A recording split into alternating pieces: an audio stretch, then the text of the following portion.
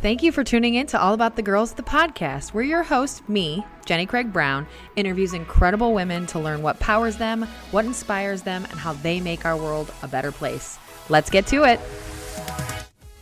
Well, welcome everybody to another episode of All About the Girls. And with us today is Denise Koebcke, President and CEO at The Caring Place. Welcome in. Thanks for joining us. Thanks so much for inviting me. It's always fun talking with you. So. Thank you. Yeah. Yes, same for you. We've connected. We have 1 million mutual friends, I swear. I see you on Facebook and I'm like, hey, there's Kay. Hey, there's Lisa. Hey, we know all of the same humans. How have we not done this before? I thought the exact same thing. This is such a perfect fit. So thanks for joining us. This is going to be fun. I'm excited. Thanks. Good. So I'll dive right in and kind of start asking you some questions. Okay. I want to know, because that's where I don't even know, and I think probably our audience is the same, whether they've seen you through The Caring Place or they have seen you on social media or out and about. I think everybody knows who you are, so we want to give them a little deeper dive into more about you. So just give us an intro to you. Give us your about you, your elevator about you. Who are you? Tell us a little bit about you, your family, who you are. All right. Well, I am Denise Koebcke, as you said. Koebcke. Perfectly. See, look, I've got this. Yes, Denise Koebcke. I'm the President and CEO of The Caring Place, and it's been about 3 years now that I've been in that role. But many people around the area know me from my education days. Sure. So I started out as an educator, taught language arts at a middle school, and moved into the media center. I have a master's in media and technology. Wow, so, incredible. Yeah. And then I did a lot of consulting. So I dove into bullying prevention, school culture, youth leadership pretty early in my career because my students asked me to, basically. Okay. It was a young lady came into my classroom just crying one day during an advisory period and just started talking about all that mean girl kind of stuff and that relational aggression, that sort of thing. So my students really dragged me into that school culture and bullying prevention. I got connected with the Ophelia Project, Sue Wellman, and then just started doing. So I was teaching, I was doing educational consulting across the U.S. and up into Canada with my team lead programming, and then started volunteering and then working for The Caring Place on the side. So I know you and I have talked about all the things we juggle. On the side, yeah, so meaning I don't know when you sleep. Yeah. So all of those things were going at once, and mostly focused on youth. So the Amanda Forum Youth Dating Violence Prevention Task Force is what I created for The Caring Place initially. So kind of on the side as a consultant. And while doing that, I was getting my master's, went back to school for my master's. My sister and I are first generation college students, actually. Okay. Neither of my parents graduated from high school, actually, back in the day. And I have 2 amazing children who are both adopted. We adopted 2 children, and they are just amazing humans. My son's 24, my daughter's 22. They're gainfully employed. And you did well when. Yeah, gainfully employed and really good humans. Okay. I always say my daughter will be on a philanthropic board somewhere someday. Okay, and how old are they? 24 and 22. Okay, wow. So they're nutshell, adults and they're in the world and you've done well. Yeah. Job is never done. Job is never parenting, done. The job is Worries never done. are never done. No. But they're just amazing humans. I love them so much. That's great. And it sounds like it's interesting to hear, these students brought this to me and then what happened after that? Like it kind of exploded, it sounds like. So what happens, there's, I think, 2 options or 2 roads people can take when that happens, right? There's the maybe disengaged person who teens come to them and say, hey, I'm struggling with this a little bit. And they say, I bet you are. Don't talk to those mean girls or whatever. Or maybe the more type of person that dives headfirst, does somersaults, and like comes out doing all of this programming and to try to help that. Yeah. Tell me that path that you took that literally turned into someone kind of venting to you about their struggle as a student into all of these other things that happened surrounding that. Like what happened? What was going through your brain? What was the process that made that happen like that? I've been thinking a lot about my journey, as a human being lately. Yeah. So I've been thinking about that very question. And I think, my mom was just a really strong woman, again, really intelligent, self-educated, Sure. and read everything, and just a very caring human, at a time, and equitable, right? She was very respectful of diversity and inclusion, all of those sorts of things when she was young, at a time when that wasn't necessarily the Right, norm. that was She a grew lot up more in quiet. Chicago. My sister is 10 years older and has been an amazing influence. But I think, education, for me, teachers were so powerful in so many ways. So I think when I chose to go into education, I just naturally mentored younger people because I had had a couple educators who were amazing mentors to me. So You saw those professors or teachers that were like that for you, and so that's how you wanted to be for them. Well, yeah, and I think somebody at one point in my childhood, probably teenage years, I'm sure, asked me that question, that teachers ask kids all the time, what are you going to do with your life? What's your goal? What's your goal? And I remember from a very early age, teenage years, thinking that, well, I just want to leave behind more light than darkness in the world, and that has really, and I know that came early as a teenager, and that has really been my mission my entire life. If you look at my career and, everything I've done, I just want to leave behind more light than dark. There's a lot of dark in the world, but just little, such small things like talking to those teenagers and taking them seriously and taking that challenge seriously, because they literally, Jenny, looked at me and said, Mrs. K, there must be something you can do about this. And I looked back at them and thought, I have no idea. But you can't say that to them, right? this. And so I said, okay, I'll do some research. Okay. And then from there, you asked what happened from there. I found the Ophelia Project, because the book Reviving Ophelia. Yeah, I was going to say, touch on this a little big. bit. You've mentioned it to me, but I don't know a ton about it, and so I'm guessing others don't either. So if you've never heard of that, what is that? It's based on a book, it sounds like, and then... It was a book called Reviving Ophelia, which talked about young women and girls and relationships and kind of the whole mean girl thing and all of that sort of thing, and how to empower women and how we get past those, those sort of aggressive relationships among women and that sort of thing. So I looked that up because that book had been part of my education, college education. Right? Sure. It was the only thing I could think of that was related like the thing you to knew. what she had been talking about. And then I found the Ophelia Project out of Erie, Pennsylvania. Sue Wellman had started that when she discovered that her own daughter was what she would call a mean girl, a bully. And she was an educator, Sue Wellman was. So she started the Ophelia Project. I reached out to them and brought them to, raised money. Stu McMillan was one of the first guys. He said, hey, if your kids raise money, I'll match it. Right? Okay. So we were able to bring the Ophelia Project in, but they were only working on the mean girl issue, female bullying. And I said, this is not just a girl thing. Yeah. This is a societal thing. From my discussion with my class, I had to throw my lesson plans away that day. And my whole class, we talked about aggression. The boys apologized for it was just an amazing experience. And so not just the mean girl, but just those relationships in high school, in school in general, as adolescents. And this was middle school. And it's not just a girl issue. You can't attack any of these issues without talking to every being in the mix, right? Yeah, because where is all this stemming from? And a lot of that mean girl stems from that one boy, and then all of that kind of drama behind it. And it is a little bit of everybody. We're all angsty teenagers. It's kind of who we are, and how do we know that, work past it, work through it, maybe most importantly. So I insisted that they come in and do the training. We created a mentor program, all that sort of thing, but I said it has to be guys and girls because they have to work through this together.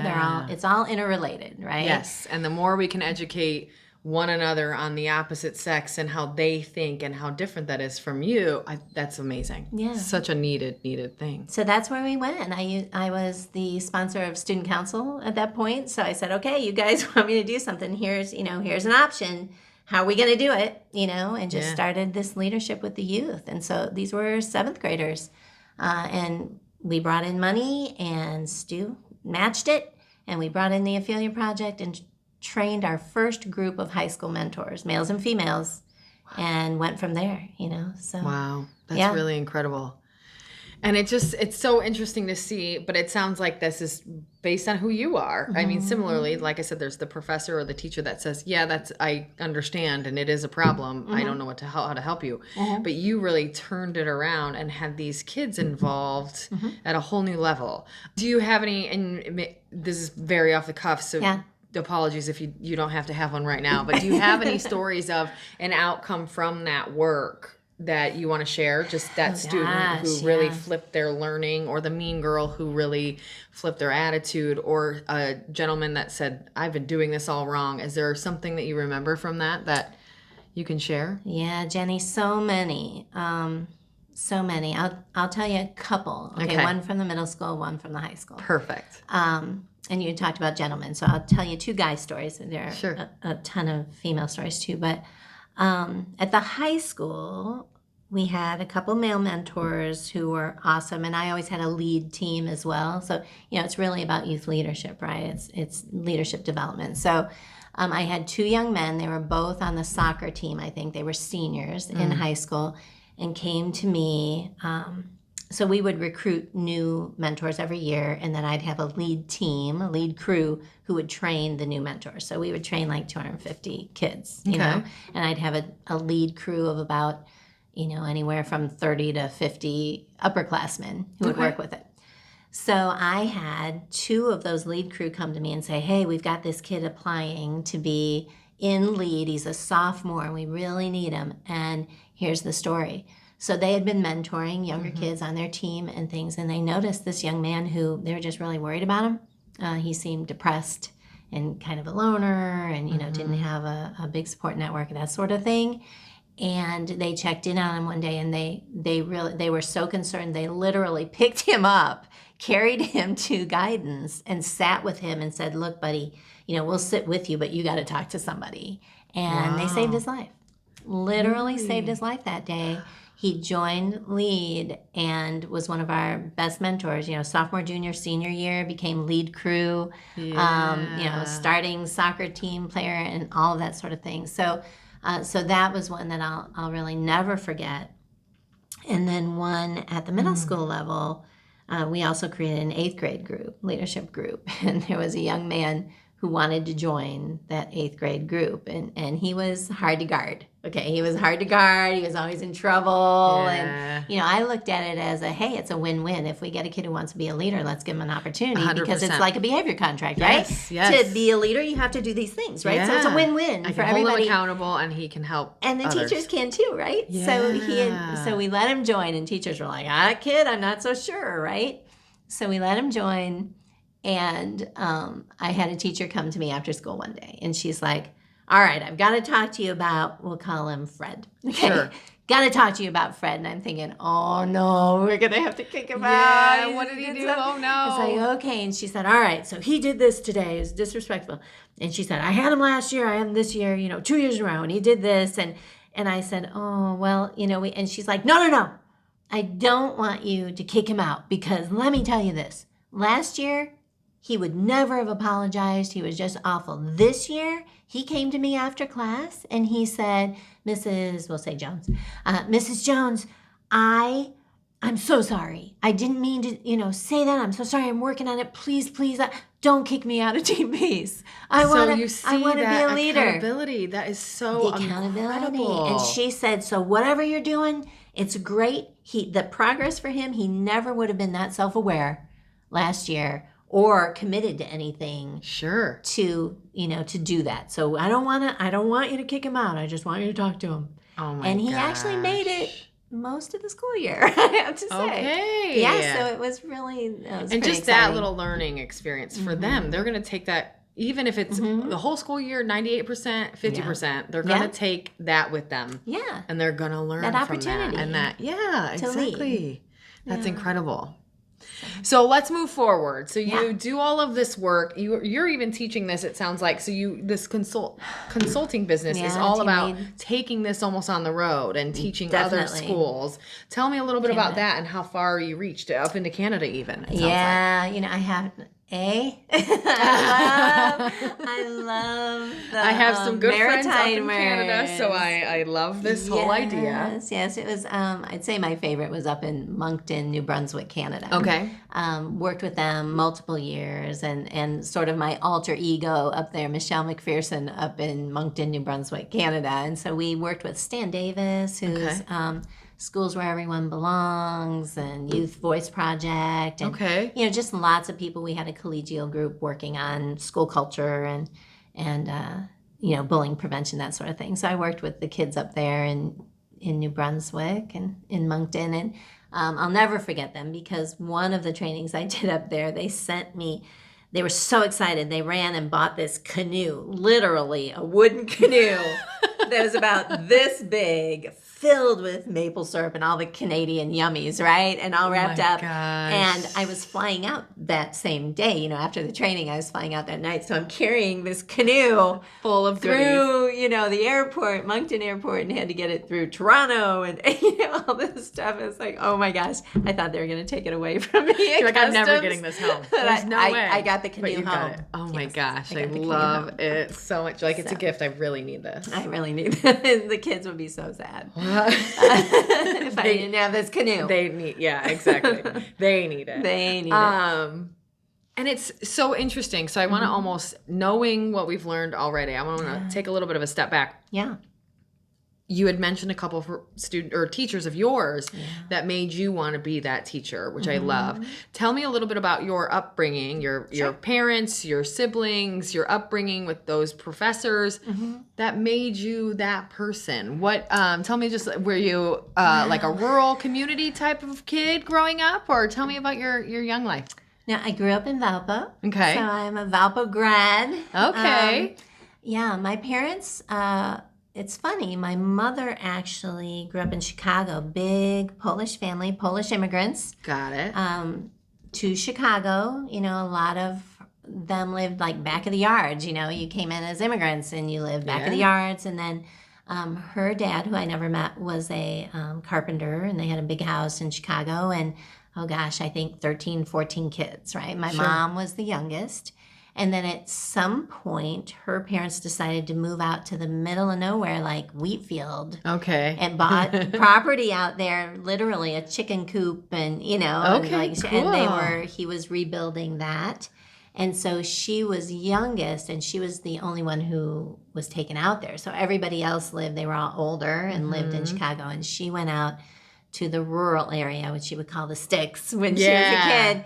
And lived out there with her mom and dad. And then, so that's how she ended up meeting my father, because his family, they were Danish immigrants, and they farmed out there, like, Wheatfield. Where is there's like a center, like a nature center out there in Wheatfield, like I can't remember what it was called, but they were right out there. It's not Koebcke, is it? I don't remember, but it was, it was turned into like their property became part of that whole nature. Yeah, because I'm not sure what's out there, but there's all of that. Yeah, it's probably just too big. I could list 100 things and not one of them be right. So, I know. It's a big rural area. It is, yeah. And then they moved. So my mom and dad got married and had two older kids. My brother is 17 years older than I am. My sister's 10 years older. And then I came along as a surprise, and they moved to Valparaiso. So I grew up in Valparaiso. It's interesting because my dad worked for Anco windshield wipers, so the John W. Anderson Foundation. So... And that's now that this is all so current, because Anco was the current, like, as those most local to Valpo know. Yes. We just opened a distillery named Journeyman Distillery. Yes. And it was an abandoned building that had not been used since 1983, and it closed in 83 as Anco Wipers. Yes. And I have learned more than I ever thought I would about that company, because we're working with them and helping them on some things, and they wanted us to reach out to previous Anco employees employees. So we did a bunch of Yeah. social media posts and stuff trying to get those people. So we're doing a photo with all the previous employees and stuff on Wednesday, I think. So yeah, this is how exciting and full It's so circle. exciting. And fun fact, and I took a tour of Journeyman Distillery and was so happy to know that those windows, like all those windows, they replaced them. But it's the original framing. Which is so cool because I always think of my dad. You know, I lost both my parents right before the pandemic. But I always think of my dad. And the fun fact then is that, so there's no longer Anko windshield wiper blades, but it's the John W. Anderson Foundation, which is so philanthropic. And I went to college with a full ride academic scholarship from John W. Anderson Foundation because my dad worked for Anderson. I had no idea. Company. Yeah, because Anderson took over Anco, and then Anco closed. They sent everybody to Michigan City. Yes, all of these things. And Dad worked there. Was in the union and all that stuff. And so I got my undergrad work was a scholarship through Anderson Foundation, and now I work with Anderson Foundation with the Caring Place. You know, they're big supporters. I don't know what we'd do without them, and they're amazing. And I actually told them all, you know, the board when we go annually, we talk with them, and I said, I'm here because of you. I'm a product of what you guys do every day. I'm a product of the Anderson Foundation. That is so they invested amazing. in me then, and now, you know, I'm working with the community and doing my best to give back. So that's beautiful. Yes. Yeah. And it makes so much sense on how you did get to where you are and what you're doing now. Yeah. So, you're the youngest of 3. Yeah. There's quite a few years between everybody. For sure. And how are your siblings when you come along and now all of a sudden we're here in Valpo? Was that a big, I mean, it sounds like the oldest was 17. Yeah. That's got to be tough for someone that age. How did your siblings deal with that kind of transfer? You might not even remember, but. Yeah, my brother actually, so I was a baby, and my brother moved to Chicago. Okay. You know, family were there, and he worked in technology, computers, that sort of thing. Sure. And I actually lost my brother during the pandemic. Oh, but sorry to hear so that. he's not here anymore. But so I really didn't know him as well, you know, because he was out of the nest before I was cognizant. You're born, like, exactly. Right. You can't really remember a lot of him at home, I would assume. Not at home much. So, but, you know, we're close otherwise, Sure. and they moved to Florida, so we would visit there. But my sister and I were very close, kind of like a second mother, you know. She was on a pedestal for me. I'd go, she went to DePaul University, so she would take me for little sister, Oh my gosh, you know, week or weekend or magic. whatever. Yes. And I idolized my big sis for a long time. Yeah. And it sounds like you guys are still pretty close. Oh, yeah, we're real close. She lives here in Morgan Township. Okay, so that's fun, too. And my niece and nephew, you know, we're really, really close. So That's awesome. Yeah. Good. And now flash forward. So tell us a little bit. So you are the person I know you have a full team, but let's be honest, you're running the Caring Place. It's a, small team, small nonprofit here in the region, but probably making big splash, big impact. So for those that don't know that group, what you do there, just tell us a little bit about that. Yeah, the Caring Place is the only 24-hour emergency crisis domestic violence shelter in Porter County. So we're the only one in Porter County, but we serve Lake, Porter, and Stark counties and beyond. You know, we're working real hard to partner with Stepping Stone out in LaPorte, you know, Michigan City area, with Chris Cospades, the new ED out there. So that is one piece of our mission. So that is the intervention piece, right? We provide free, 100% free, safe shelter, clothing, food, advocacy, resources, and do our darndest to get folks rehoused after shelter. So, you know, if we can get them into their own affordable housing and, you know, place to be, then they're less likely to end up going back, you know, to an abusive situation. And as women, we know, you know, you've got children, you've got so many barriers to equity and success that housing is a huge one. Transportation is another one. So exactly. And especially if you're already in a bad situation, a lot of times that control's been removed from that woman. And so getting out of it is 10 times harder because it's not under your control. The money, the car, all of those things are not under your control. Absolutely. So when we talk about what we do with youth, you know, the Amanda Forum Youth Dating Violence Prevention task force, and that we're doing November 2nd. We actually have an Amanda Forum conference coming up again, and we include financial independence in those so breakout important. sessions for the teenagers. Good. We have teenagers from across the region come in, and we talk about that, because you get stuck before you realize it when you're really young, and you don't, and then you have no, because we're working towards financial this independence. together, and before you know Yes. it, the together doesn't include you, and it's too late by the Absolutely. time you actually see that. Most Oh often, man, what that's does. exactly right. Together doesn't include you. That Yeah. that is true. And so that's one piece of our mission, that intervention piece, right? The second piece of our mission is, community advocacy. We've got to create prevention and awareness, because there's there's just a tiny percentage of people experiencing domestic violence ever reach out for shelter or would ever go into shelter, and there already aren't enough beds across the Right. region for folks and families, So we've got to get upstream, and so we're working really hard on community advocacy and education and awareness, and just partnerships to help people learn more early on. So Sure. so we have a lot of focus on youth prevention awareness with the Amanda Forum Right. and those sorts of things. We've created a new, the terminology isn't elder abuse anymore. They're saying older person or vulnerable populations, but it runs the gamut. Domestic violence runs the gamut course. of all socioeconomic status, demographics, gender identities, the works, right? So we're really doing our best to zero in on populations that need us and get our people out there with our Let's Start Talking campaign. You can't have an impact on a social issue. And again, it's a social issue. It's a societal issue. It's not a women's issue. Oh, It's men and women. Yes, It's everybody. And we can't solve it if people are afraid to seek help.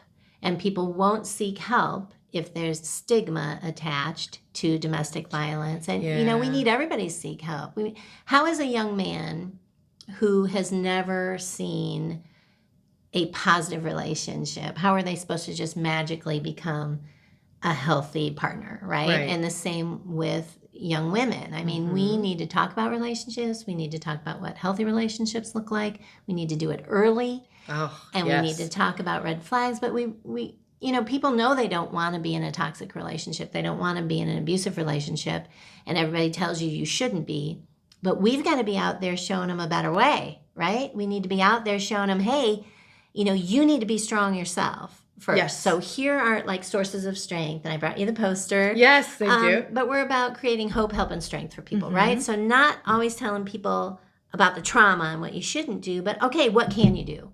How do we empower you? What is good? What can you control, right? You can't control this family you came from, but you can control your healthy activities. You can control the friends you choose. You can control this piece. You can control this piece. Yeah. Because if you feel helpless, you feel hopeless, right? So it's about empowering people to work on the pieces they can control, what they can do, and then move forward from there. And that's how you build your strengths. It's got to be strengths-based.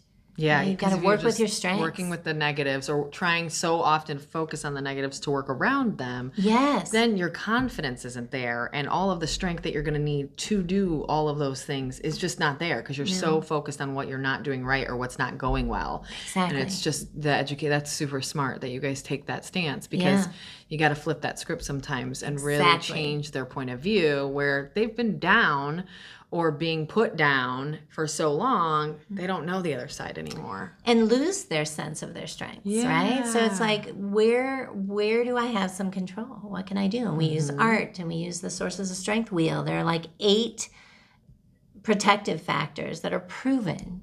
Those 8 protective factors, if you can work on those, and none of us have all 8 of them. I'm certain. Going on, we're lucky some weeks to have one, And can you, I don't know, 2. Same thing off the top of your head, can you list them? I can, oh boy, pop quiz. I know, Okay. sorry. I can list a bunch of them. I should maybe get all of them. So family connections. And for our folks, a lot of times that's a huge weakness, right? That's not one we want to focus on because they don't feel like they have any power there. Positive friends, mental health, physical health, healthy activities, And that's probably more like just getting out and walking, or or just any healthy activity. It doesn't have to be like Any body healthy healthy, just like activity. mentally healthy things as well. Go surround yourself with people at the library. Go take a walk. Go whatever it is. What makes you feel good? What makes you feel better? What works for you? What makes you stronger? That's what we talk about all the time, and what makes you feel better. So sometimes it's music. I used to put on music, loud, sing along at the top of my lungs. Smile. I love if I'm feeling terrible. Music's a great one. Anything that can make me smile, because I just notice if it's bad, if I'm smiling, it at least makes me currently feel better. That doesn't fix the problem, but now I don't feel as terrible, and I feel like I can then go do more just because I don't feel as bad, right? There's research behind that. Just what you have just said, that even, the fake it till you make it sort of thing. If you like force yourself. Smile it through. Just smile, okay, find something. Gratitude is enough. Spirituality. All of those are protective factors, right? Sure. So and spirituality doesn't have to be religion. It can be nature. It's what uplifts them, finding that strength and that power, that higher power, whatever, a belief in something that helps you, and so all of those things are protective factors, proven protective factors. And really the research shows that, people have trauma, and we need to deal with our trauma. Mm-hmm. But that combination of what you focus on should be like maybe 10% trauma story, 10% dealing with that, 90%, 80% what do I do? The strength story, right? Got it. How'd you survive that? Yeah. Right? How did you survive that? How did you get, just what you do, how did you get where you are now? Yeah. And what made you stronger, right? So important. And if we can flip the script, you feel empowered immediately thinking about that. Yep. And you have to practice it, because for a lot of folks who've been in really traumatic situations, that won't come naturally. To think of, I don't know why I survived. I'm just here. Yeah. And I think generally as a population, we're so hard on ourselves. I think especially as women, but I think every human I know is really hard on themselves. Yeah. And so that's hard for almost everyone. And especially if you've been pushed down and pushed down and pushed down even more from an external source or another person, that's just really, it's got to be so hard to come out of. And so I can imagine that's a really important thing to focus on and flipping, because it is just, I don't know, we think about it on the more privileged, superficial level. If you feel fat today, I was complaining to my husband the other day, like, I just feel fat today. Well, and he's got a great perspective for me as his wife of, look where you came from, right? You're healthier, and you've been bigger, you've been way less healthier or broken, or your body's not working, or you've been sick. You are so healthy right now. Candidly, who cares? But sometimes you need that perspective change to help you move past it. And it's hard to do on your own, I think, a lot of times. It's so hard. And it's hard to do in this culture. Yes. I used to run a group just for girls, right? And we would talk about the media and the airbrushing and the images of women that women are supposed to idolize, or you're supposed to look like that, and you're supposed to be like that. And I have to say, we talk about the current culture and so many challenges in our culture right now, but if you really pay attention, there are so many more equitably proportioned models and things out there now. There really is a push for authenticity and highlighting women of all different sizes and shapes and, all of those things. And that is huge. That's different than when I was a teenager. I don't remember that. It was Barbie lifestyle, right? Absolutely. Like, you're the Barbie, or and if you it doesn't don't work. look like that, all of those things. And so for women, you talked a little bit about how juggling multiple things. Yeah.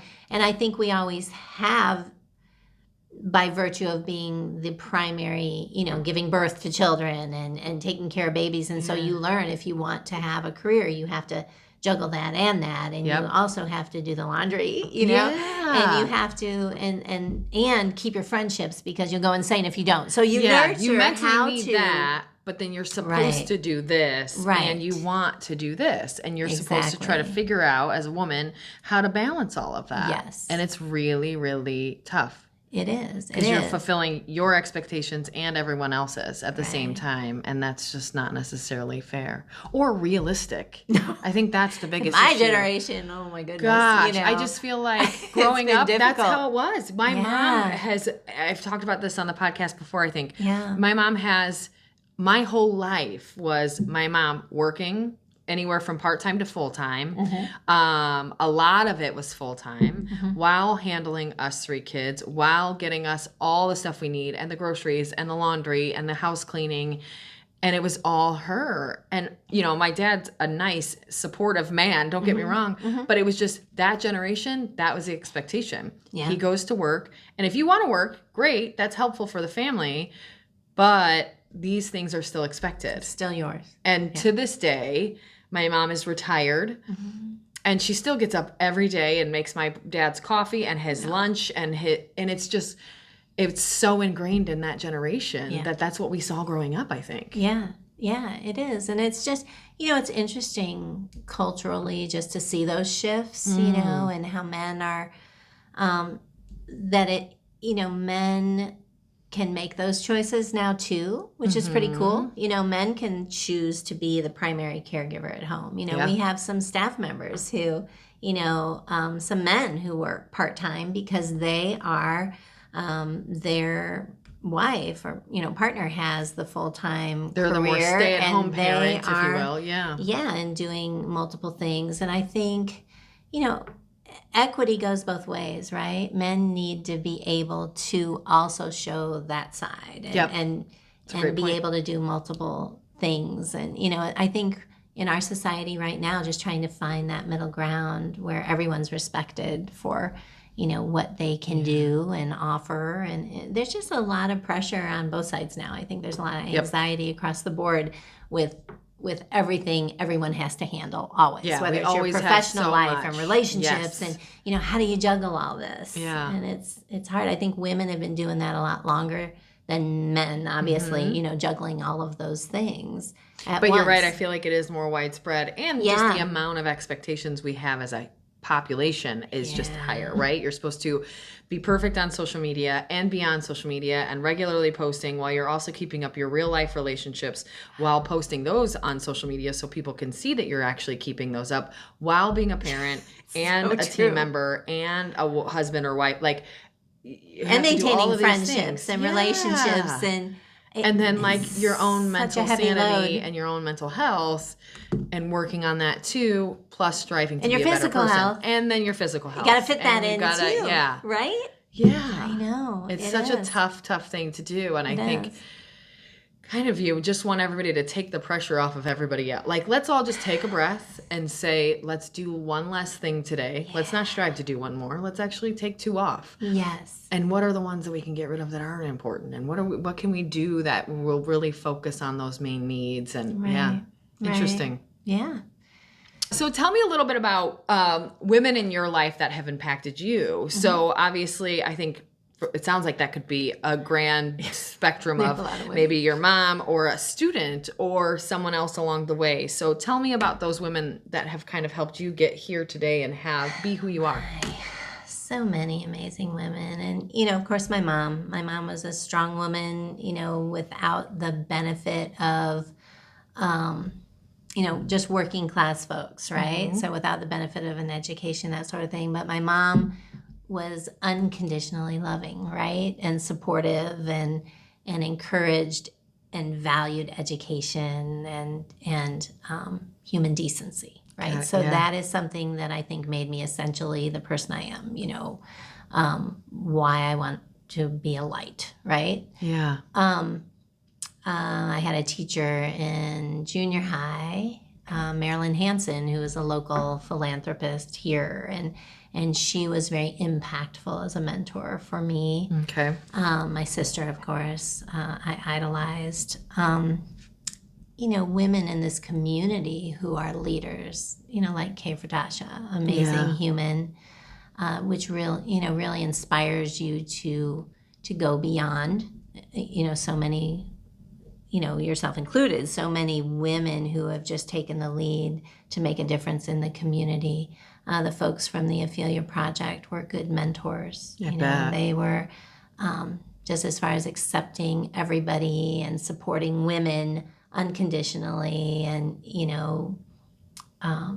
not expecting you to fit a certain mold, right? Yes. And supporting drive and leadership in women, particularly, because sometimes that's not supported by other women. The whole tall poppy syndrome, right? Yes, it's just that really bad competitive. Well, and I think we've just been taught, like, okay, everybody, there's room for one female up here, and you're like, wait a minute. What if we get rid of 4 of you? I think there's more room. Like, there is really, like... There's so much room. Yeah, there's so much room for everybody. No, there's not one spot at the top. Yeah. We can all grow together. And I think now, I think you're right. As you mentioned earlier, it seems like a lot of those things are changing. But it's great that you had some people early that showed you that, because that's rare for some women. For sure. And just strong women. I was surrounded by a lot of strong, independent women who... made that more normal. And then today, I'm continually inspired. It's, it's hard doing this job. This is it's gotta be, it's tough to be working in trauma, and just, it's a heavy load, but my direct service staff, oh my gosh, they inspire me every single day. These, it's nonprofit. They're not getting rich, not financially rich. You don't work in nonprofit for trauma, the money. Yeah, it's always the mission. 24 hours a day, 365 days a year. And my direct service staff, from our shelter director to our advocates to case managers and client assistants who are just the young ones coming in, and just their dedication and their heart and their perseverance in some of the toughest times just blows me away, and colleagues who are in the nonprofit world. I just put together a collegial group of ladies. We had all read an article on tall puppies, and so we're trying to meet and support each other monthly and that sort of thing, and discuss the very things you and I are discussing right now, like how do we support women, and how do we, and not just women, but every gender identity in our society. How do we empower people, right? Yes, empowering people. Yeah, that's brilliant. To do good. I love that. Empowering people to do good, right? I love that. And it is tough. We have, of course, the audience mostly knows, you do too. We've got All About the Girls, the event. It's an annual event.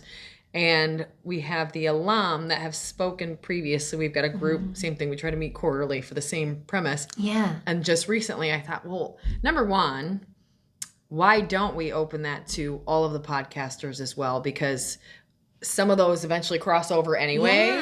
Eventually probably all of them will. But I think that's the goal is... it doesn't matter to me at all if you're on the podcast or you're a speaker, honestly. And then let's invite all of them. And then let's invite all of them to bring a friend, because that network can never be too big. There's no such thing. No. And we're all really busy. So we might not always get that chance to connect with one another, but it's so important when we can, because we need to make that space for that fellowship and that group setting for those women. Because you're right, like, I want to empower all of them, and I really want to help the community grow to be better. And I think that's maybe an Easter egg for future All About the Girls, is that whole sense of I belong. And I think that's the hardest part is I've seen it even in this group. I never want the All About the Girls alum group to not include people. And so you have to have some sort of stipulation on it, like this isn't All About the Girls alum group, but then do you? And so you start to think almost like, does it matter? Who cares? Because you just want to have a space for people to feel like they belong. And everybody needs that. They need, and some people it's their home life and it's their family, but some they don't have that. So what do they have? Whether it's their career, their job, their place of employment, their school, their parents' house, their family, do they have a place where they feel no matter what they belong? And I think that that's really important for everyone to have. I don't care who you are. So important. And just that collegial support, and just that kind of unconditional, you've got this, and we're there for you and we'll help you. And just, life is hard. You know, life is Amen. hard. Yes. Even when, I call myself a positive realist, right? Okay. And, I'm pretty optimistic, but I'm also a realist. So I'm a positive realist. But it's just difficult. And relationships are difficult. Even if you think you're really, really healthy, any sort of relationship with other people, it's work. Yeah. And it's hard. And there's just no even your favorite people, easy pass. it will be tough at some point, right? We all have the best friend that we got into an argument with, or your spouse, or your sister, or whoever it is. That just relationships are tough. They're tough. They're gonna be. It's okay, but can you have the knowledge on how to ensure that's a relationship you should have, and how to grow it ongoing forever? Yeah, and that support to just hold you up when you do feel alone and when things aren't going great, because life is peaks and valleys, right? Yep. That's how you know. Absolutely. What's good, and it's just reality. So having any support group you can, and that kind of support from particularly women who are trying to do the same thing that you're doing, is really helpful.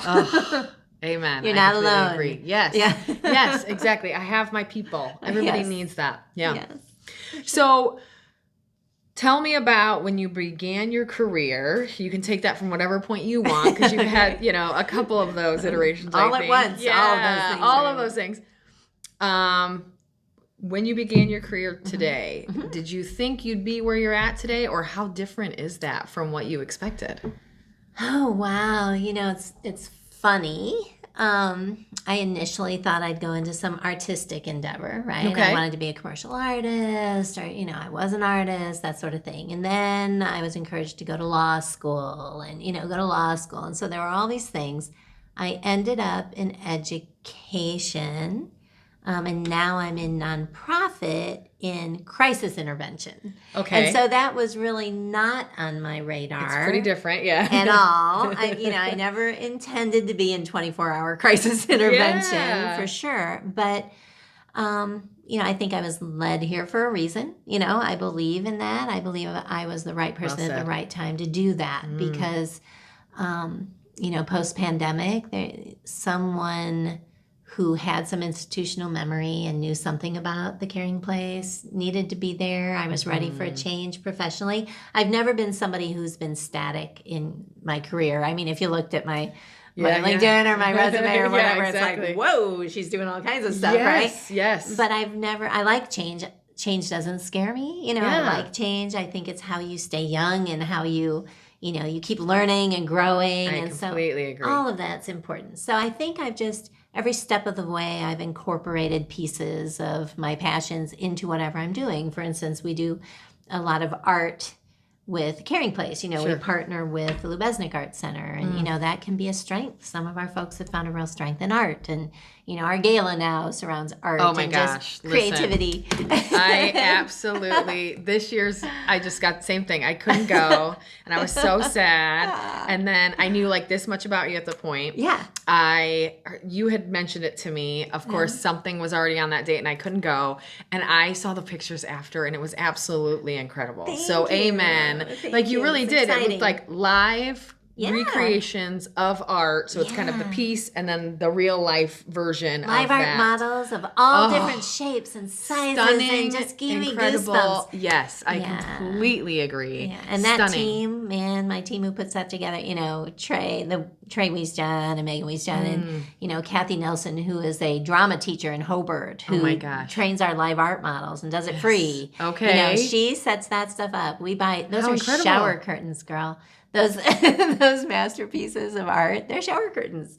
I order them from It's absolutely stunning. So it's such a fun it's cool way to get the community involved. It's so interactive. So well done on bringing that art into your career. Thank you. And that's a great thing, because I think it seems to me, as I'm knowing you more and more, you're that person that fixes things. You're a fixer person, and we need those people, because that's not something everyone can do.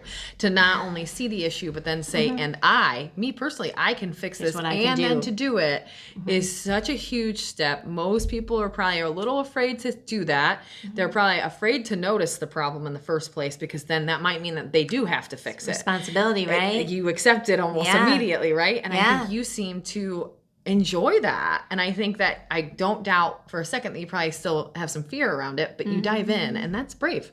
That's a really, really incredible, way to be, because it's hard, of course. Yeah. Well, that I always say when I left education right after the pandemic. So I took over during the pandemic. Actually, it was still pandemic time, and I always said, I'm either very brave or very stupid, and I'm going to go with brave. I'm going to go with brave. We've decided it's brave. That positive realist. Yes, right there. Exactly. So, good.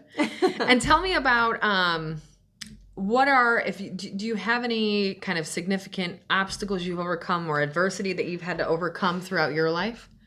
Well, I mean, we were just working class family, small house. My folks didn't have, tons of money. That mom stayed home with us. And so it's, college wasn't a given, right? It wasn't a big college account or anything like that. So you don't have that savings fund, and it's going to be on your find a way to do it as well. Right? And so I, worked first to go to college and then got the academic scholarship. And, but I really, I just feel so lucky to have been surrounded by family that loved me, and may not have been perfect, but were unconditional and did their best to raise us well.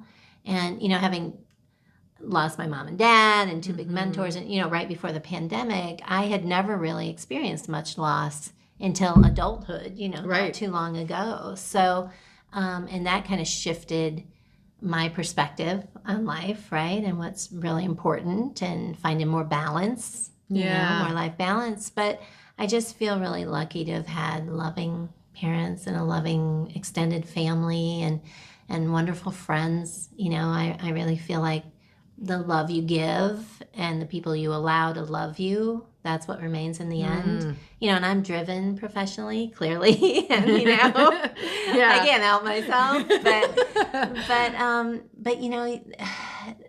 that can change too. You asked about the programming. I spent many, many years creating this programming, and now it's not really, I'm doing something else. And so professionally, those things won't necessarily stay, right? Your legacy, it kind of evolves. Your legacy is the love you leave behind, I think, and the people who love you. I completely agree. Well, and they always, the old adage, if you will, about, on your deathbed, you're never going to wish you worked more. And I think you're never going to wish you did that thing more or had bought more shoes or whatever that is. And I think that's why, that's really what you're thinking of on your last days on earth. It's much more based around those people that are there for you, and those people that have been there for you, and those people that you've impacted as well along the way, and how you can, I think you can, leave all of this stuff in your will, and it's just stuff. But the impact you've created for humans, it will last forever and generations down the line, because hopefully my niece tells her kids how I impacted her life, and I want that to go on forever. And I think that that's exactly that. It's who you love and how you let people love you that stays much longer than anything or money or anything else. Agreed. Yeah. Agreed. You are fantastic. So, so are you.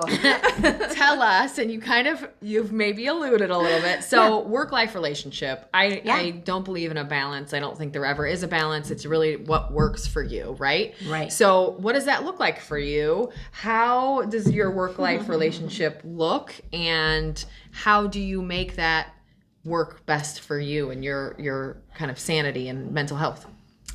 Well. Or maybe the answer is you don't. That's okay too. Well, I am working on that, for sure. Good. I am working on that. It is,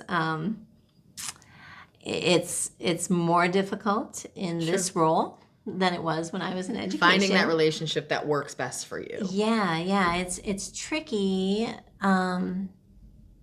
Coming from the world of education where I had summers off, it was a lot easier to relax at certain times. It forces you to have a moment for you. It forces you, it forces you to regroup. And I think that's been one of my biggest challenges, is that I'm used to that. I was used to having that reset over the summer, some time to really reset. And I haven't really had that for 3 years, because it is where 24 you're hours at a now. day. It's 24, 365 all the time. There's always someone that needs you and help. Yeah. And I think that's tough. Yeah. And you've got to create some boundaries for yourself along the way. Right. And creating a great team has helped. Yes. We had to rebuild, obviously, post-pandemic. And I love them. They try not to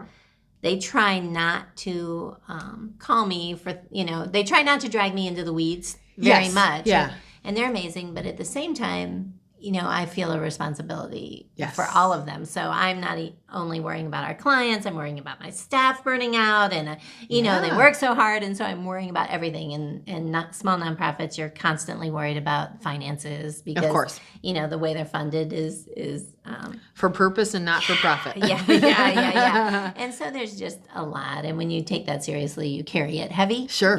But I've really, over the last year or so, my physical health has improved. I'm walking more, I'm working on that sort of thing and trying to be physically healthy and making time to read more. I had realized at a certain point that I hadn't read a book in forever, and I'm an English teacher, I'm this is probably media something you specialist. enjoy. I love reading. It's like, geez, I've got to read again, Sure. So just making that space for you. Yeah, and for art and, meditation and for people. I'm making a very conscious effort to nurture friendships and nurture relationships that, and not just be all about the work all the time. You I love that. You have to build those loving relationships too, right? Yep.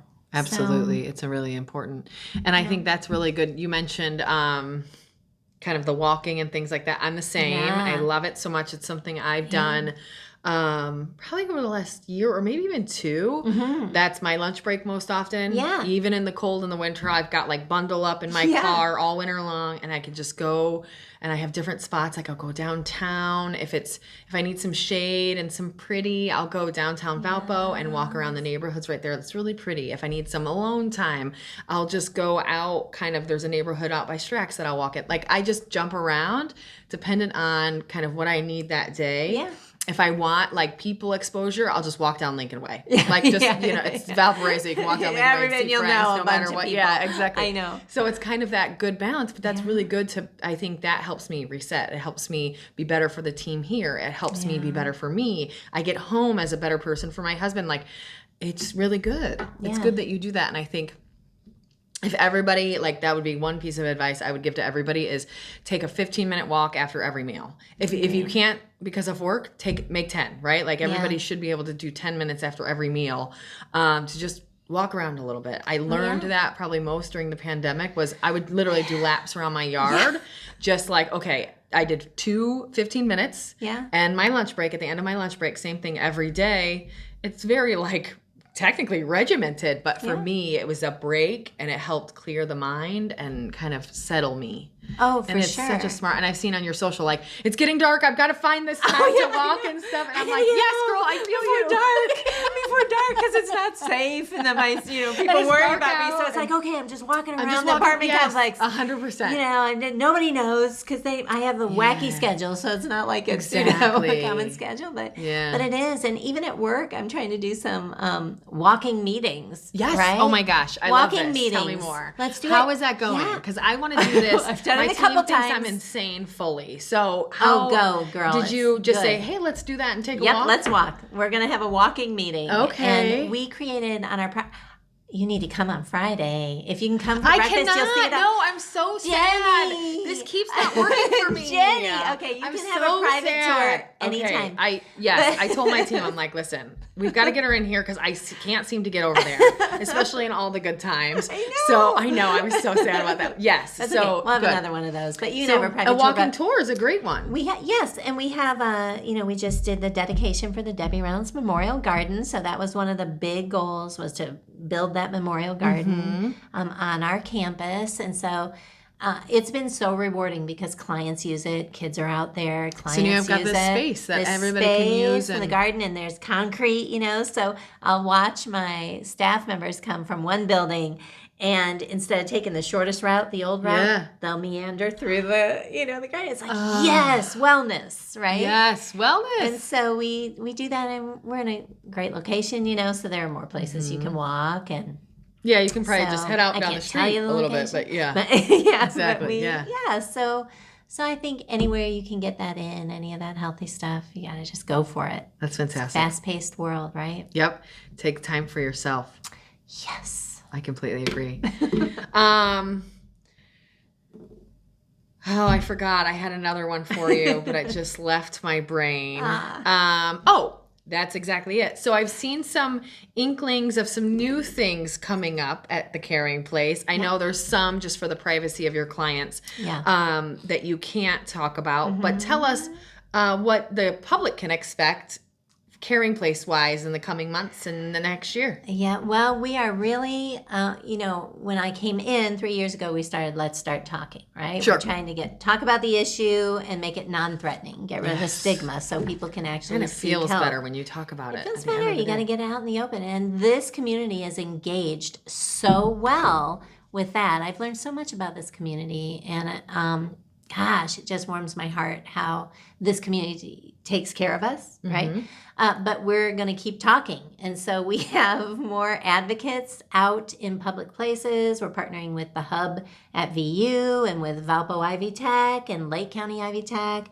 And we've got advocates doing more community support groups that everyone can come to, not just survivors of domestic violence. And, in our mission, we talk about people experiencing domestic violence, and that verbiage is really important because things like words like victim and survivors, and sometimes you have to say that so that people understand and connect with that you need to help these folks, but people don't identify with labels, right? It's in people experiencing domestic violence. It could be anybody. I mean, trust me, it's your brother, it's your sister, it's your it's your neighbor. Everybody doesn't know it, but everybody knows somebody. Everybody knows somebody. And we all have reasons why we do this work, right? We all have experiences or family members or friends who have had challenges with this. But so that's important. But the other piece is our vision is about creating a society where there's less, domestic violence because the society supports respect and nonviolence. And you can't get there. It's the culture, right? The culture of the community. We're all responsible for supporting a culture in our community, in our homes, in our community, in our neighborhoods, in our place of business that supports respect and compassion and nonviolence. Absolutely. So that's how we change this issue. That's how we create healthier relationships when, as a community and as a culture, we stand up and say, hey, we don't do that here. Yeah. And I think having the tough conversations, I think, as you mentioned early and often, right? Like, let's start having awkward conversations when we're kids. And then, you kind of joke with your parents, like, I don't want to talk to you about that. But, like, the more you do that, I think, as they're young, and then the more you force it as we get older, those conversations are just easier to have. And if they're easier to have, you'll have them more. And it's so important because I just think there's so many, especially through my time here. I've been here at this company 10 years. I've been helping run the company for 7 or 8. And the more I learn, if we all have conversations we don't want to have, most of our problems go away. And it's all based around just saying that. Say what's on your mind, because most often the feelings you have towards any one person are unknown to them completely. Sure. The relationship struggles you might be having are all based around some sort of communication issue. And let's talk about those early and often. And let's say that more, because then you can, whether it be in a really negative situation you need to leave, or just some struggles you and your spouse are having, you can really grasp that easier because you've had this conversation 10 times and it's never been like this, and that means that I should go, or that I need help. And I think we just have to get to that point where we can have all those conversations comfortably. And I didn't grow up that way.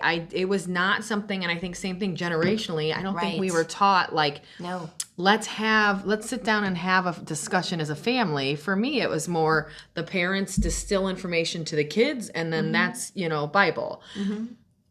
That's not maybe the best way, but that's kind of how we were brought up. And it was just, we didn't do the awkward conversations a lot, and we didn't have a lot of those. I think that was just my parents doing the best they could because they didn't either, right? And we really need to have those conversations and be open with the people that we're closest to in our lives and have the uncomfortable. My best friend taught me this. The uncomfortable conversation now takes 10 seconds just to rip the Band-Aid off and say the words. And that will help you for potentially years in the future because you say that now and it's not a thing in the future. You kill it. It's just done. You have the conversation. And so I think it's just so important to communicate more and often and about more things and more out loud and all of those things. It's really, really important.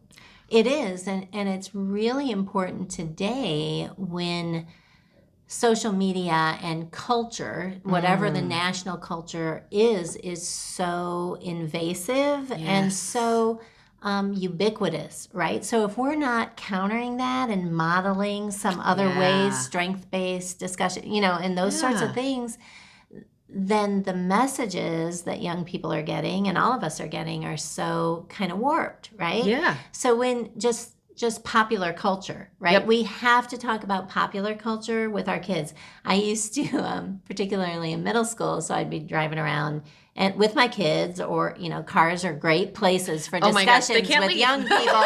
They can't leave, and they don't have to be looking you in the eye. I have a friend that says all the time. She's like, I just talk to my kids on the car because they can't leave and they have to hear me. It's the best place, and you're there. But even just music, I love music, I love all kinds of music, and my kids love music. And we would be listening to music in the car and their stations or whatever. And I'd say, okay, all right, I really like the beat of this. I like the beat of this, but the lyrics, I don't like the lyrics. And here's why. Why here's that's demeaning to women. Yes. Or this is, know. And so what do you guys think about it? And I got away with that for a really long time. Very interesting. That's and good. they would talk about it. Yeah. It's like, I know, Mom. And then we would get to a point where a song would come on and they were thinking, right? And that's all you want. You want people to think. You don't want them to just go along with whatever it is. Yeah. You want kids to think. And so they would bring it up. It's like, oh, Mom, I love this song. Okay, Mom, this is a great song. Don't listen to the lyrics. I know you're going to hate this, and here's why. And these I agree lyrics with you, are bad. Right. Yes, exactly. So, I don't like that. So then they started critically thinking. Yeah. Right? And thinking what they agree with, what they don't agree with. And so those developing messages. an opinion of all their own.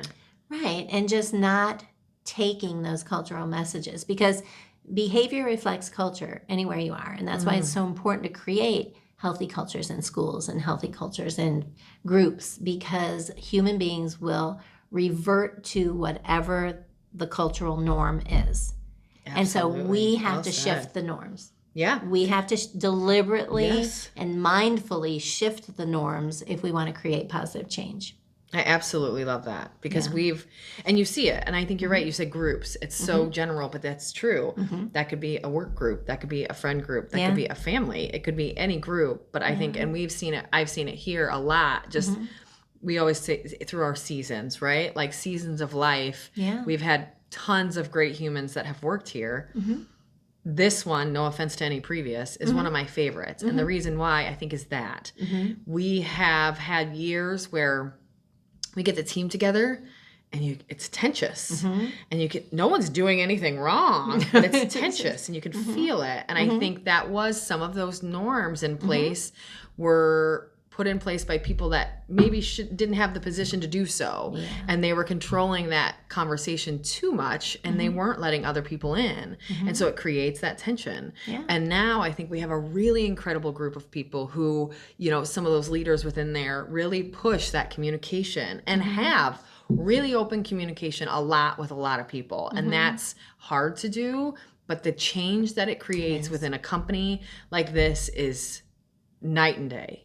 And I think that could be for everywhere, right? That could be your family or your best friend group or whatever it is. And it's really important to know and see that. And it's just, for me, it just feels so great to just see so many great people here grow so much, be full potential, and just be an incredible part of the team. Yeah.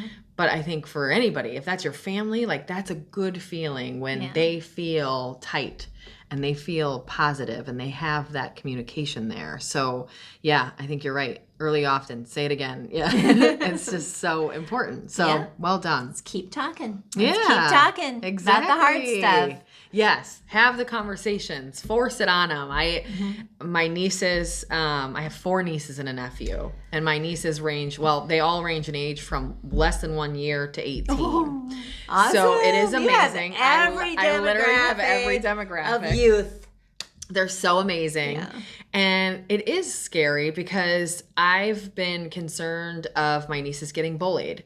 Mm-hmm. I've been concerned, same with my nephew. Mm-hmm. I've been concerned with them being the bully, right? Mm-hmm. You mentioned early on, the Ophelia Project is all based on someone finding out their kid is a mean girl. Right? Like I have had that concern as well. And so I think you see that full spectrum because I do have so many in so many different age groups where you're like, oh my gosh, is she a mean girl at school?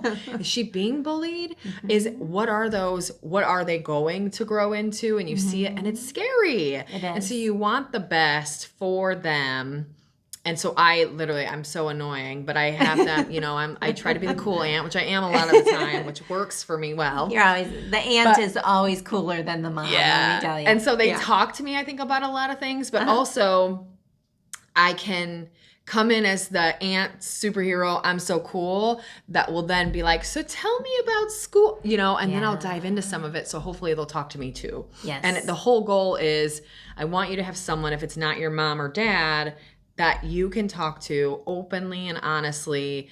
That's going to probably give me an ulcer one day, but I will take it if you have someone that you can do that with. That's actually, research shows that the biggest protective factor for teenagers is having someone older and outside the immediate family as a mentor.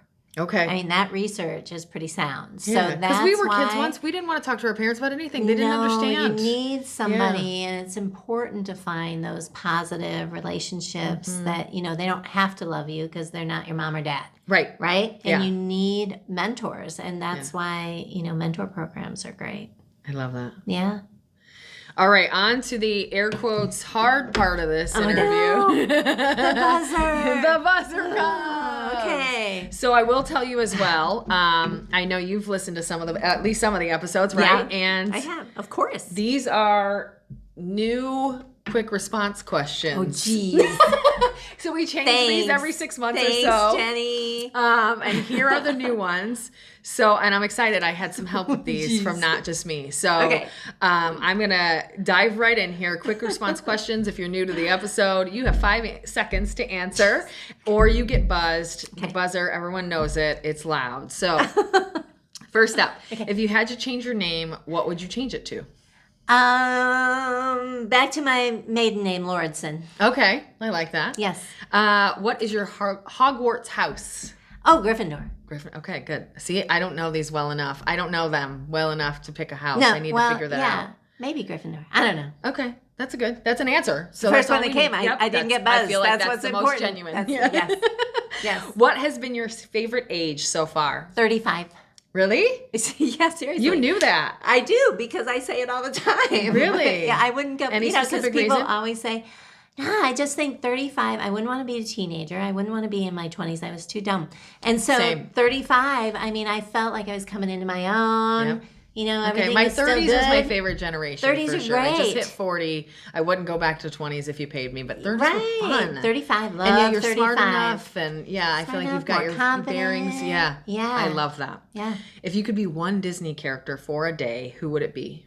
Oh, jeez, Elsa. Ooh, good one. If you're boarding an airplane right now, where is it going? Bali. Ooh, good answer. Yeah. Have you been and you want to go back, or just want to go really bad? No, I just long to go to Bali for a month. See all those little resort. Listen, I'm here for that. Yeah. Let's go, Jenny. Okay, we're done. Who wants to go? We're getting a trip. We'll have a female empowerment Bali trip. Yeah, I let's don't charter know. a plane. We'll charter a plane. Yeah, Get I know a Sage guy who Popovich, flies. Hey, Stu, can you? Somebody's got to. Doug's the one who flies. Okay, we've got a flight. Awesome. He's taking us. Yeah. It's for free, I hear, so it's fine. He's like, what did you sign me up for, Denise? Okay, I'll tell him. We're going to Bali. Yeah. What is your favorite article of clothing that you own? Oh man, I like my new jeans. I've got some good jeans are hard to love. They are. Jeans are hard to love. You either never want to put them on again or you love them. Exactly. I love my new jeans. Oh, I love that. I love your shirt that you have on today. Oh, thanks. Yeah, that's cute. Anything chiffon, I'm in for. Like the little sheer. Sleeves, love it. Breakfast food or dessert? My favorite? Mm-hmm. Oh, wait, either one? Yeah. Which one did you choose? Dessert. Tropical vacation or mountains? Tropical. Are you usually early, late, or right on time? Early. Good. Do you prefer to give gifts or receive them? Give them. Love that. Mm-hmm. What is your least favorite chore to do around the house? Cleaning the refrigerator. Okay. Ooh, that's a good one. Yeah. For some reason, anything that has to do with a floor, vacuuming, sweeping, mopping, they're all on the top of the list. I've got the little robot vacuum. It only works okay, but it's okay. It's better than me ignoring it, so it works. Right? Yeah. It's a compromise. Exactly. You got Herbie the vacuum. Yeah. If you had free tickets to any concert, who would it be for? Oh, geez. The first word that came to mind was Prince, but he's dead. So yes. Oh my gosh, that would be incredible. Yeah, that would be. Does that count as an answer? I think that you can. Yeah, it's to any concert. Yeah, that's okay. Fleetwood Mac together again, but I saw them for the Rumors tour. Fantastic. Did you? I saw Prince, Purple Rain too. Shut up! Right? Oh my gosh, I love that. I saw Stevie Nicks, but I've never seen Fleetwood. She is absolutely the Rumors tour. I literally can't. I have goosebumps. That would be. I love her so much. I love them. It's fantastic. What is one thing you need to sleep? A fan, a weighted blanket, etc. I need my soother thing on my phone that kind of makes like a white noise sort of thing. Okay. Drown out other stuff. Yep, just turn you off a little bit. Sound, something like that. Okay. Mm-hmm. Do you prefer watching shows by week or binging all at once? More a binger. You're a binger? Yeah. But I pace myself because I don't like to watch them all at once because then it's gone. You're like right in the middle there. I'm You're right like, in I the can't middle. go week by week. I need a solid couple, but I can't do all 10 at once. Exactly. Me too. I like to string it out a little bit, but I don't like to have to wait. Yes. I like to be able to watch it when I want to watch it. And get to which says something about me, I'm sure. It might say something about control. I'm not sure. It might say something about control. But listen, because I want to pick the stopping point when I feel like it's a good stopping point. And if that's in the middle of episode 4, let it be there. Me too. I want to pick. Me too. You don't tell me what to do. I do. Yeah, you don't tell me what to do. Yes, exactly. Do you cannonball or toe dip into a cold pool? I don't cannonball because that would hurt, but I do jump in. Yeah, you're like dive right in. I don't have patience for toe dipping. It's like just get it over with. I want to be you. I'm like the girl that my best friend is the toe dipper. I can't do this. Why are we doing this? I'm like whoosh, but I don't cannonball because I'm not that graceful or gymnastic. Fair. Yeah. I get it. What is your go-to karaoke song? Oh, jeez. Oh no. Oh, you're gonna stump me. I don't know. I don't really do karaoke. No, I got that was a good one because I had to think about mine too. But I don't karaoke a lot. Yeah, me so neither. I've karaokeed I think twice in my life, and I think both times was B-52's Love Shack. That's a great one. It was good. It's just too many songs. I couldn't pick there's so one. many. See, I understand. Yeah. Only one. That's not the bad. way to stump me. Ask me for a song. There we go. Pick. I know, because then my brain goes too crazy too fast. Or a band. Yeah, I can't pick. What mythical creature could you believe is real? A unicorn. Love that. Yeah. That's the best answer, I think. Nice.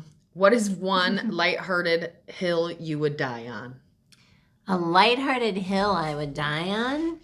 I would die on dark chocolate is healthy for you. I love that. Right there with wine. Yeah. Wine and dark chocolate. That's a They're hill. good for us. Yes. The soul, body, and mind. So many ways. So- Superfoods.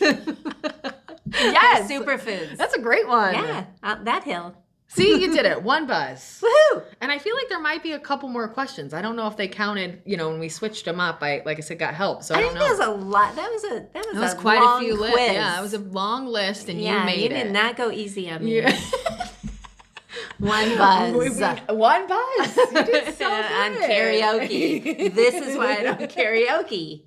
See, that's exactly it. It's just I could never choose a No, song. it'd take That's me what all you can night tell to people choose from the now song. on is I just don't karaoke because I can't choose a song. I can't choose a song. Sorry. I'll watch you though. I'll cheer for you, And I'll even if choose you're your song. terrible. I'll cheer. Yeah. I will be the biggest cheerleader over here in my chair. Best one. I love that. So anything, I always like to ask, number one, how do people connect with you and your company? And number two, is there anything we didn't touch on that you want to bring up today? Oh gosh, I think I had something profound about that, but the karaoke just threw me. Fair. So you can call us. The hotline, I have to say the hotline Please. number. Yes. So if you need help, and you don't have to be seeking shelter to seek help. We do a lot of community advocacy, right? So, and we'll try to connect you with resources the best we can. So the hotline number is 219-464-2128. Great. If you would like to volunteer or donate, goodness knows it's getting more and more and more and more expensive to do what we do every month. So if you want to help us out in some way, you can go to our website. There's a volunteer form. You can email us from there. And it's just The Caring Place, nwi.org. Great. You can search The Caring Place. I could give you the phone number as well. That's for the admin office is 219-464-0840. So just, I guess, final words would be that everybody has an impact. All of our individual choices impact culture every single day. Absolutely. So go out there and take care of yourself and take care of others and keep making a difference in this community, because what you do for us, what you do for the Caring Place, what you do for so many of the amazing nonprofits in this region just blows me away every day and inspires me to keep doing what we do. On our hardest days, we will have somebody show up, like our friend from the 49er drive-in with full-size movie theater candy boxes of, I said dark chocolate is important. Because it's healthy. Snow caps. But every day when we're having just a really rough day, there are times where we've had to fly people out of state. And there are times where, there are just things. It's tough what we do. And every week we get some surprise from some community member or corporation or somebody trying to help. And that's what keeps us doing this work. Amazing. That and the mission. And you make our mission happen with the support. So awesome. Well, thank you, Denise. You are a gem. I agree. Thanks. Please, everybody, connect with the Caring Place. Help these folks and donate where you can, volunteer where you can, be an advocate, a mentor to others. And connect with her. You are such a bright light. So make sure, connect with them, do what you guys can to help, and we'll be back for another episode next month. Thanks a ton. I appreciate you. Thanks for having me. Thanks for inviting me. It's been fun. Even though I got buzzed.